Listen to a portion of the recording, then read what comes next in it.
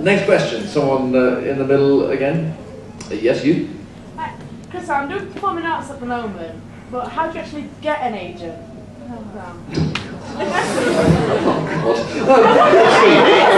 Brown Sugar, the Rolling Stones.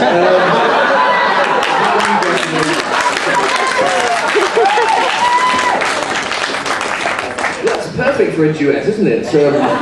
What did I just see there? Yeah, God's sake. I will ask this question. Well, I'm trying to think of it now, an original answer. Yeah, Born to be Wild, Steppenwolf, that could be our song. Right, how do you get an agent? I don't really know. Apart from, you know, write out a CV, like you do any job really. You've got to write out a CV. You've got to sell yourself to the agent who will sell you into the industry. A lot of people these days though do talk showreel. I mean, when I started off 25 years ago, you know, there wasn't any showreels.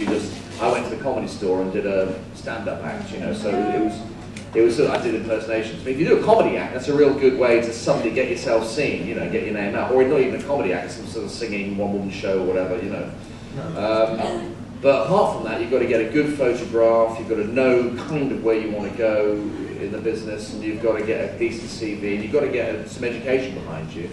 And if you've got that, then at least you've got something to go along to an agent with. Then you've just got to really cold call, phone them up and say, look, I'm bloody good, and if you don't take me on, you're missing an opportunity of a lifetime. Yeah. And you know, the Beatles got turned away, you know, said, sorry lads, you're bloody awful.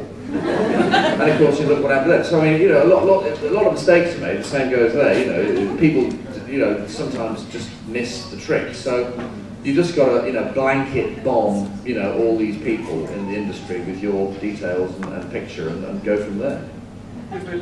Good luck. Who's next? Chat at the front here. Can you tell us your favourite joke, please, Mr. Rimmer, Mr. Rimmer, sir.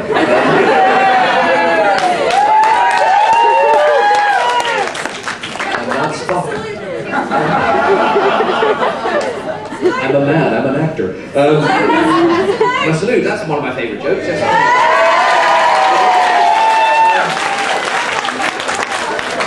One of my favourite jokes, I sort of don't really have a favourite joke, you know, there's lots of sort of favourite jokes really. One of them. But one of my favourite jokes I always think of, it was, I'll probably think of 100 of my favourite jokes when I get down the bottom there, but never mind. Was in Spitting Image when, and the Thatcher and the cabinet were sitting around a table and the waiter came up to her and thought he was delivering the food onto a plate and sort of said, and what about the vegetables, ma'am? He goes, oh, they'll have the same as me.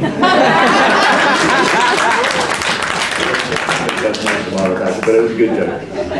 I'll try to think of another one. Okay, next, let's go, chap who gave me the list, go on. You know, if... Oh yeah, no. Let's call the microphone. Get so Anyway, you know, as an actor, because I were with Kirsty over there doing performing arts at college, is there, I was wondering if, since I'm on my own now, working full time, is there, like, individual things you can do to sort of develop your skills, you know, like, sort of in your spare time, anything?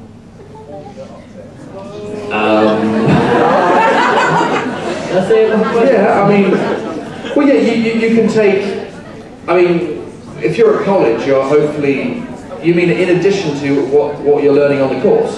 No, I've finished now. Well, you can keep your skills in whether it's singing, whether it's, you know, doing different characterizations. You can sort of keep your hand in doing those, you know, by forming your own little playgroup or something, you know? You can go to extra classes, you know, sort of go to workshops and all that sort of thing. You know, take up something that's associated with a business like dancing, you know, something that you didn't think you'd ever be able to do, but sort of, you know, while you're young, you can get into all those sort of things. And just because one day someone might offer you a part in a musical where you have to start dancing, and of course, if you don't, look at us in Red Dwarf, as you saw, we shot the whole bloody thing from here up, you know, because they didn't want to see what the feet were doing, you know. Apart from Danny, obviously, who's very good. So, you know, it's good to learn as many related trades as possible.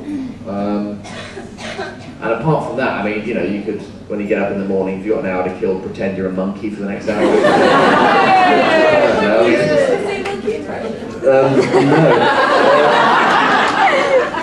You're pushing my talent here. Don't they sort of do that? What? My son did it brilliantly the other day, but he's 6. I don't know what school he's going to, but God. Right, let's continue. Girl in the sort of high beam warning light top there. That's you, yeah, sorry. Not an acting question.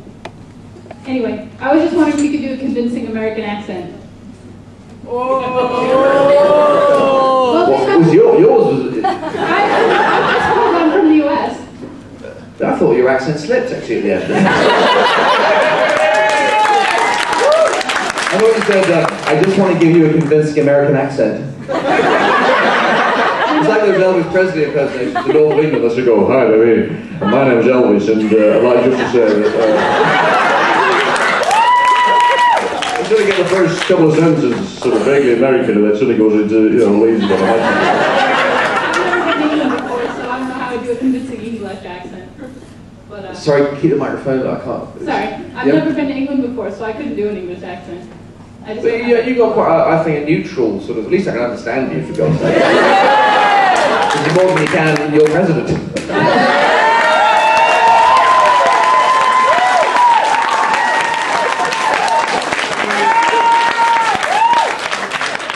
I'm not being political, by the way, I'm just talking about how he speaks.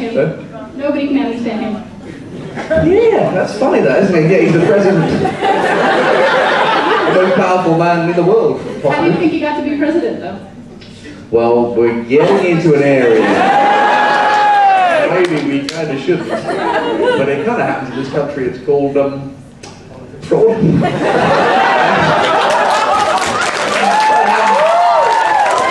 Everywhere. Look at my career. Anyway, thank you for that little lesson. If I have any, if I'm called upon to do any more American over the next 45 minutes, or over the next whatever time, then I will come to you for a bit of coaching.